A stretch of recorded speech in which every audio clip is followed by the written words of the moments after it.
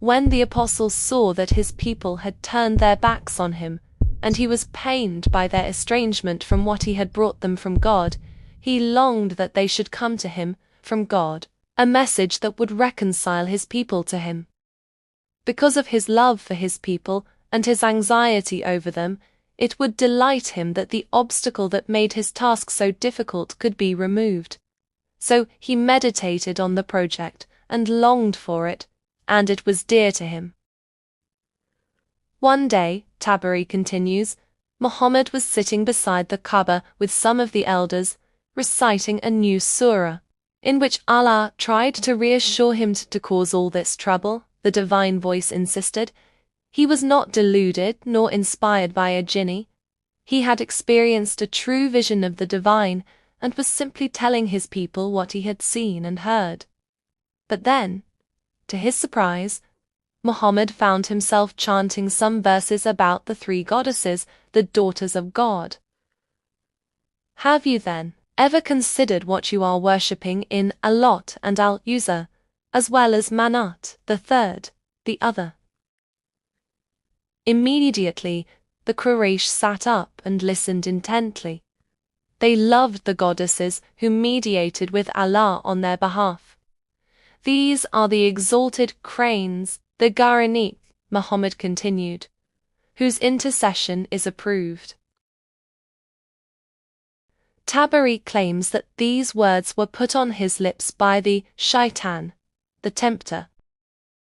This is a very alarming notion to Christians, who regard Satan as a figure of monstrous evil. The Quran is certainly familiar with the story of the fallen angel who defied God. It calls him Iblis, a contraction of the Greek diabolos, devil. But the shaitan who inspired this gracious compliment to the goddesses was a far less threatening creature. Shaitans were simply a species of jinn. They were tempters who suggested the empty, facile and self-indulgent yearnings that deflected humans from the right path. Like all jinn, the shaitans were ubiquitous, mischievous and dangerous, but not on a par with the devil.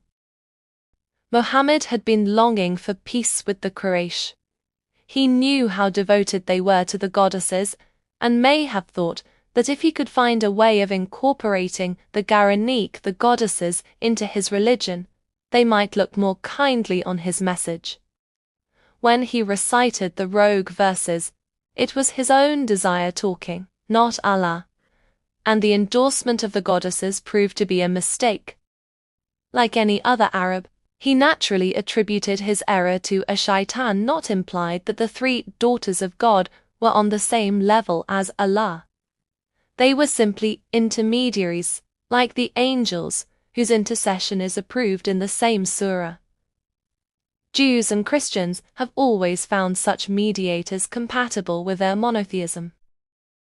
The new verses seemed a truly propitious gesture, and their effect on the Quraysh was electrifying.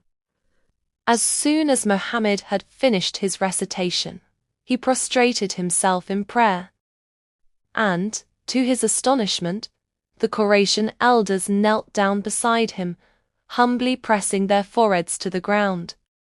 The news spread like wildfire through the city. Muhammad has spoken of our gods in splendid fashion. He alleged in what he recited that they are the exalted Garanik, the heavenly birds whose intercession is approved. The crisis was over.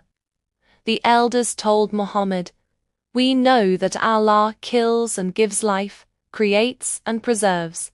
But these, our goddesses, pray to him for us. And since you have now permitted them to share divine honors with Allah, we therefore desire to unite with you." But Muhammad was troubled. This was too easy. Were the Quraysh really going to amend their behavior, share their wealth with the poor, and be content to become the humble slaves of God? It did not seem likely. He was also disturbed by the jubilant words of the elders. He had certainly not meant to imply that the goddesses shared divine honors with Allah. while everybody else was celebrating, Muhammad went home, shut himself away, and meditated. That night Gabriel, the spirit of revelation, came to him. "What have you done, Muhammad?" he asked. "You have recited to those people something I did not bring you from God, and have said what He did not say to you." Muhammad's wish for a compromise had distorted the divine message. He was immediately contrite, but God consoled him with a new revelation. All the previous prophets had made similar satanic mistakes. It was always a struggle to make sense of the revelations, and all too easy to confuse the deeper current of inspiration with a more superficial idea of one's own. But, the revelation continued, God renders null and void whatever aspersion the shaitan might cast, and God makes his messages clear in and by themselves. An important principle had been established. God could alter his scriptures at the time that they were being revealed to a particular prophet. Revelation was progressive. We might say that Muhammad sometimes saw fresh implications in his message that qualified some of his earlier insights. Now Muhammad had to go back to the Quraysh with a new verse that amended the satanic ones. Once again God asked, "Have you then ever considered what you are worshipping in Allat and Al-Uzza, as well as in Manat?" But this time his answer was scathing. Why did they attribute daughters to Allah when they themselves preferred sons? These so-called goddesses were simply empty names, human projections fabricated by the Quraysh and their forefathers. Those who worship them follow nothing but surmise and their own wishful thinking. This was a slap in the face that not only eliminated the goddesses, but insulted the revered ancestors. Why did the Quran find it impossible to accommodate these three goddesses alongside the angels? Why ruin the chance of peace with this uncompromising rejection of an apparently harmless devotional years of Islam? Muslims could no longer take the traditional religion seriously. For most of the Quraysh, Allah was still a remote high God who did not impinge on their daily lives. But this was no longer true for Muhammad's converts.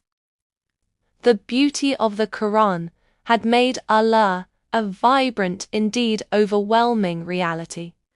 The Quran says that when they listen to their scripture, a chill creeps over the skins of those who fear their Lord, and after a while their skins and hearts soften at the remembrance of God.